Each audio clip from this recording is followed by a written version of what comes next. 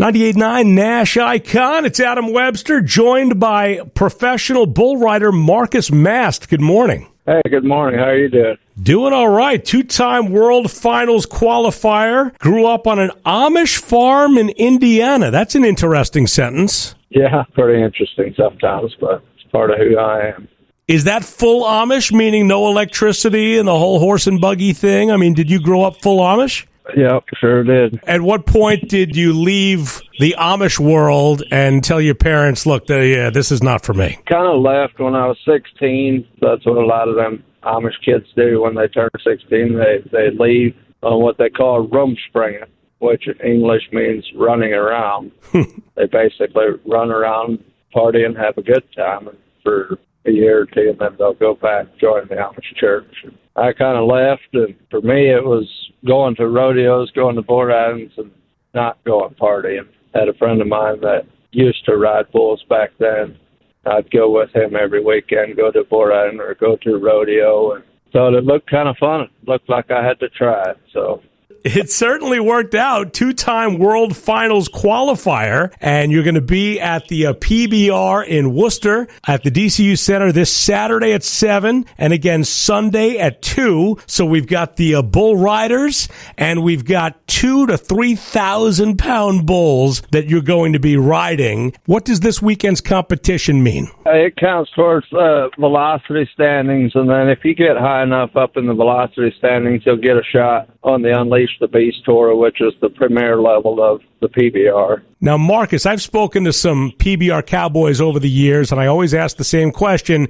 Tell me about what injuries that you've suffered, but you've suffered some major injuries, maybe worse than anybody I've ever spoken to. Why don't you tell the listeners what you've come back from just recently? Yeah, a little bit over a year and a half ago, I had kind of a freak accident, got hung up, got drugged along the side of the bull for a little while. The bull stepped on me and stepped on the side of my throat and slit my throat open. It was just one of them freak accidents. It's part of the sport. It's a dangerous sport. Stuff can go wrong pretty easily, pretty quickly, and when it does, it's about how bad it is. It's just one of those things. I'm thankful the good Lord blessed me and kept me as safe as He could. And I come back from that a month later. My throat was all healed up, and I came back, rode for a month, and I had a bad landing. I had a bad buck off, landed kind of on my back, and my knees and my toes touched the ground above my head. So your body ain't supposed to bend that way, so something had to give, and I broke my L1, which is all the way in your lower back. I broke it, so that set me back about 8-9 months. I had to take off for that one.